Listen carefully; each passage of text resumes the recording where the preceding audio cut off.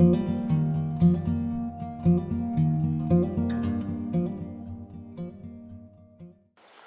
decided to remove all of the Genisys system, with perhaps the exception of the ECU and maybe one control unit, but really everything else, ignition's got to be on for things to work.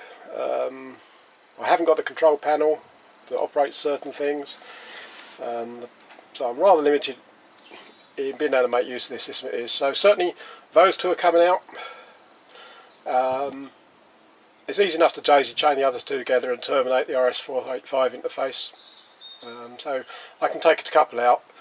I'm already removing wiring left, right and centre. I've got 2 coils here that I will finish removing today. I'm basically reducing the amount of cabling going through these holes as much as possible, so that when I come to cut an opening through the doorway, I've got less cables to work with. I can't get them all out because a lot of them are actually needed, but I can actually get them to the point where it's easy to work with. I've probably taken about 50% of the harness out so far, and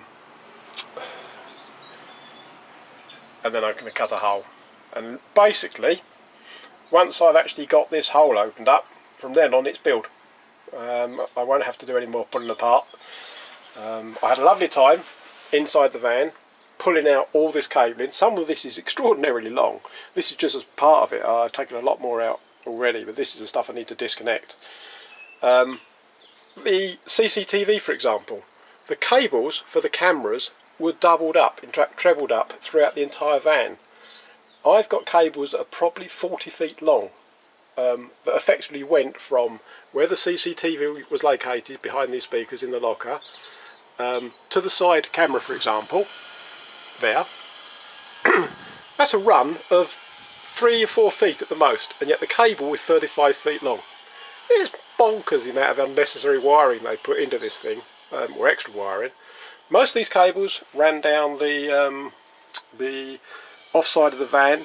They're completely irrelevant to what I need.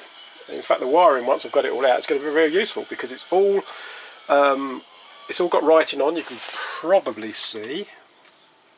It says, will it focus? They're labelled every 6 inches or so. It has a title of what the wire does. For example, this one here, the yellow one. Where's my hand gone? There it is. That one says in German. Not bothered about German, but it actually says body door sense. A lot of this stuff was for the crash recorder, which I don't need. Side door sense, that one there. So you probably can't read that, but that's labelled every 6 inches, which means that reusing these cables is going to be very good. I've taken a lot of radio cables out. That one there, for example, that says comms 1. That was for the radio. It will make wiring using this wire very, very easy. Okay, it may not, the labels may not actually indicate what what they currently do, but it means I can run a harness of 12, 15, 20 cables through to somewhere. Don't have to buzz them out, don't have to label them. I can just write down what each cable is going to do for what I wire it up to. That little gadget there is a C-Tech Bluetooth battery monitor. It's very, very good. Interfaces with the iPhone, iPad, Android phones, anything you like. I can see via Bluetooth, so the range isn't marvellous, but I can see the state of the health of the main battery under this cover here. And I find that quite useful. I use it for I use it on the cars as well, but at the moment it's on here because this vehicle is not being used very much and I'm just charging the battery as and when I need to. But that's pretty much the summary for this week in the van. I've been really working on putting out a lot of wiring. I hadn't intended to do this.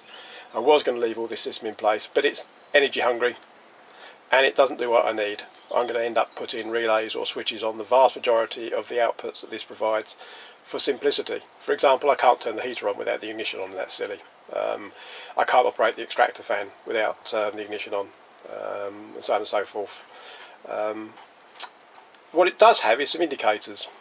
I had a fault with the micro switch in the locker door, and it was very handy actually just to be able to monitor the state of the switch as I worked on it via the ECU. But that's where we are at the moment. Still planning on doing this door opening.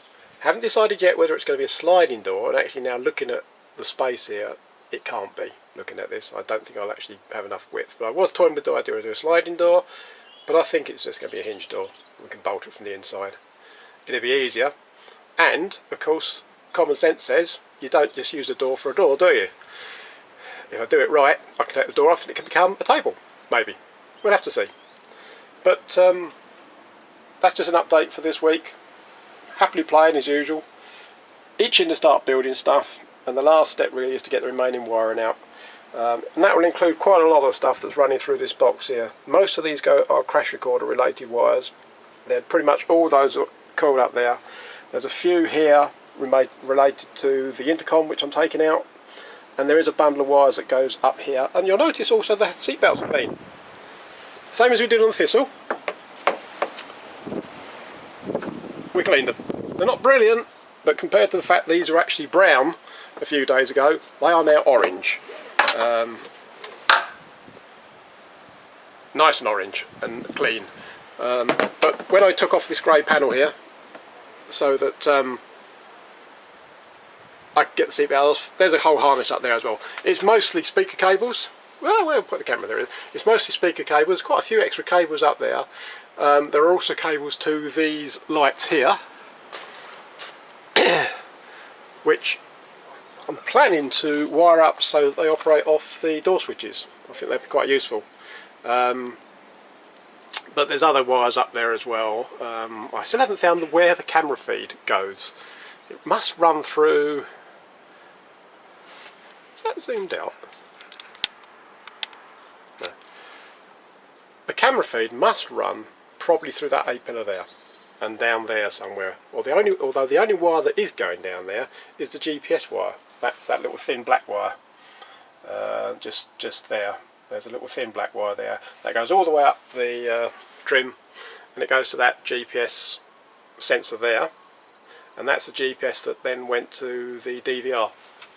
And I'm just leaving that for the time being, simply because we might reuse it. I may well end up with the DVR mounted somewhere else, but I quite fancy keeping it because it's a pretty handy bit of kit, and I paid for it ultimately.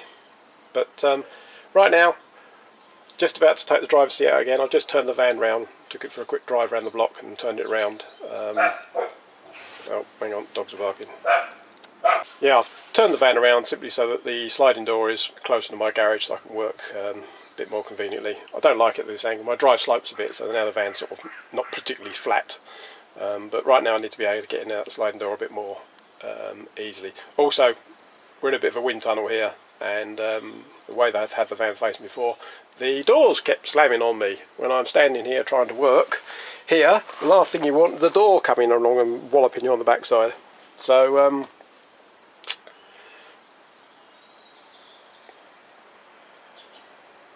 oh, I've cleaned it obviously. It's getting cleaner by the minute. I mean, this thing was in a disgusting state. When I get the rest of the wiring out, I can clean behind here. There's can you see that down there? Yeah, it's all a bit gungy along there. Look, it's all a bit filthy. Found a pen, found some sweets, found some raspberries, some fruit. Found £5 so far in coins, but I'll clean all that up later on. Going to get all this wiring out of the way first of all. I'm not far ahead as this I was hoping. I wanted to really start getting this hole made, because once I've got this hole through,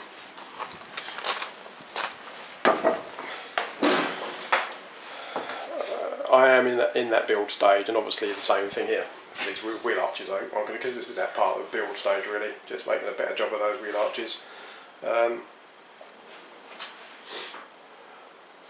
But all in all,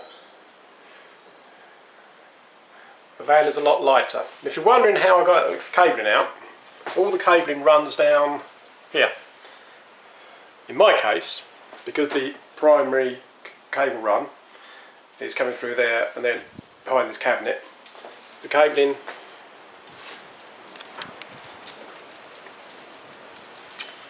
runs up to there and then it spurs off through the duct in there or behind these cabinets, behind modesty panels in these cabinets, A lot of it is behind the comms cabinet, behind the aircon, and then into this duct in here. It's all bound up with tape. The entire harness is bound up with tape every 6 inches, plus cable ties, plus junctions. But once you work on the loosening up some of the tape joints and some of the junctions, you can begin to pull wires through. And once one wire comes through, the whole harness is then a little bit looser and you can begin to pull more and more through. So I've pulled out the best side of 35-40 wires out of this harness here. You can see I've taken all the tape off down there, except for a couple just to keep it intact. When I've finished, I will tie it all back in place again. But all the CCTV wires, they were all behind here. They went all the way down there, all the way back to the doors almost, and then all the way back again. And in one case, back again. It had actually 3 laps in there. I managed to pull them all out, and also managed to pull them all out the comms cabinet. I was able to get behind. I was actually able to get behind there enough to free up any clips that were behind there. I've only got 2 of the, there's all the spare stuff, you see. Look at it all. I've only got 2 of them in there at the moment. One of them is coiled there because it actually does run down this side of the van. And the other one that went from the other one that went from the dome camera, literally I've taken it out completely because I don't need it.